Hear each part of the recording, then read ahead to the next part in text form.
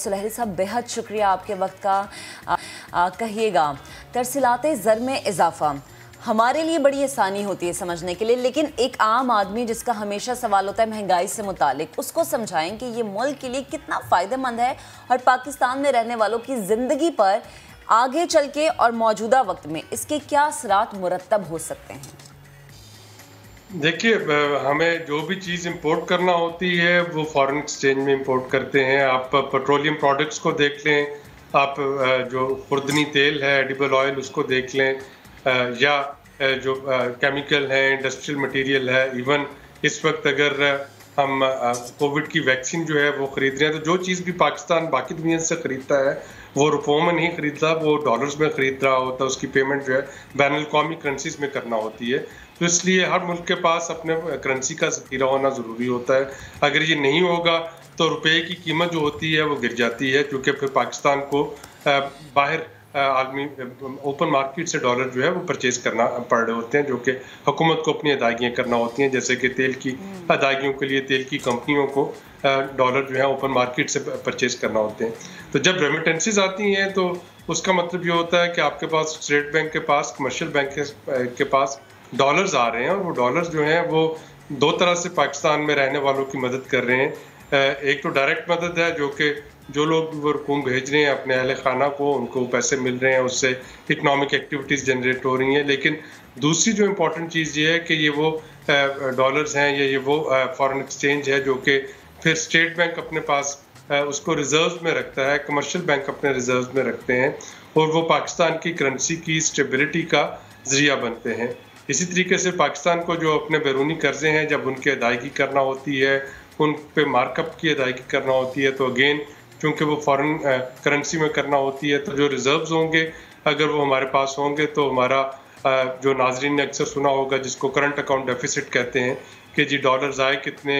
पाकिस्तान में, डॉलर बाहर कितने गए, तो ये जो डेफिसिट्स हैं इनको कंट्रोल करने में मदद मिलती है, और ये फिर डायरेक्टली आपकी जो इकॉनमी है उसको इस्तेहकाम देने का बायस बनता है। ठीक, आबिद साहब, लास्ट ईयर के मुकाबले में ये तकरीबन 12% ज़्यादा है जून 2020, और अगर हम जून 2019 की बात करें तकरीबन 35% ज़्यादा है। ये हुआ क्यों? क्या ऐसे चैनलाइज हो गया है, या पैसा पहले वाकई कम आता था अब चैनलाइज हुआ है? ये 2-3 फैक्टर्स हैं। देखिए, जो पिछला साल और ये वाला साल भी इसमें स्पेशली मिडल ईस्ट में लोगों की आमदोरफ्त जो थी कोविड की वजह से, मुख्तलिफ पाबंदियों की वजह से बहुत कम हो गई। ज़ायरीन जो थे वो सऊदी, अगर आप देखें शकील साहब जो रिपोर्ट आपने देखी, तो एक तो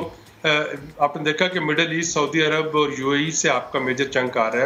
है बाकी डेवलप्ड ममालिक के अलावा। लेकिन पहले ये था कि चूँकि आमदोरफ्त बहुत ज़्यादा थी, लोग जो थे वो अक्सर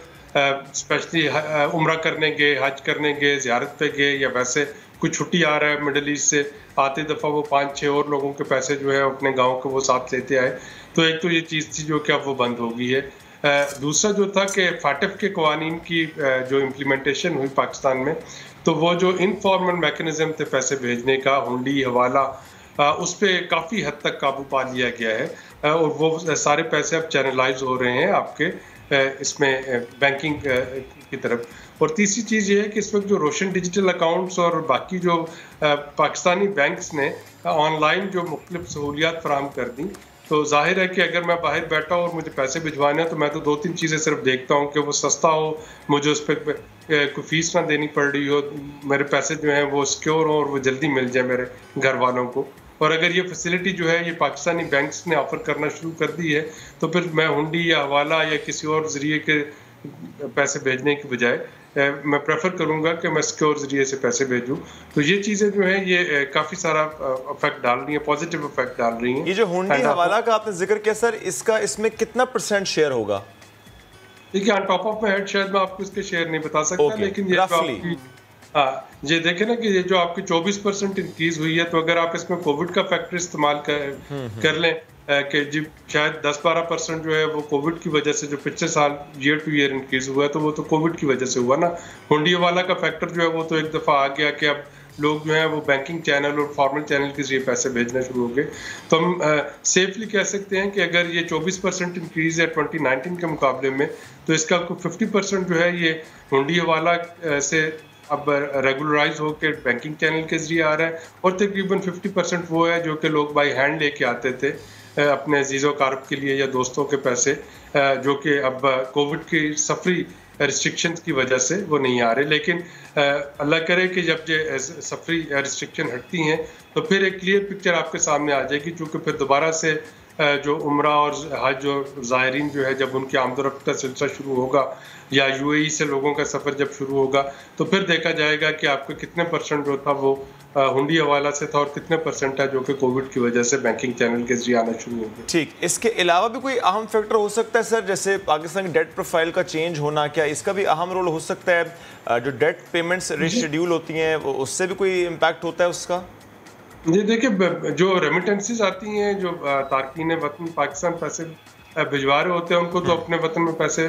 भेजने हैं। स्पेशली जो मिडल ईस्ट है, मिडल ईस्ट में तो चूंकि लोगों को वो नेशनैलिटीज वगैरह नहीं मिलती हैं सच, चाहे वो 15-15 20-20 साल वहाँ पे रहें, तो उनको तो अपने पैसे, अपनी जो भी सेविंग्स है वो पाकिस्तानी होती हैं और अपनी सब्सटेंशियल अमाउंट भी भेजनी है। जो यूरोप और अमेरिका से पैसे आ रहे हैं, ये वो हैं यहाँ पे के लोग जो हैं परमानेंट रेजिडेंसी भी हैं, इनके पास नेशनैलिटीज भी हैं, तो ये एक हुकूमत पे ट्रस्ट का मजहर बनता है कि पाकिस्तान की इकोनॉमी स्टेबल है।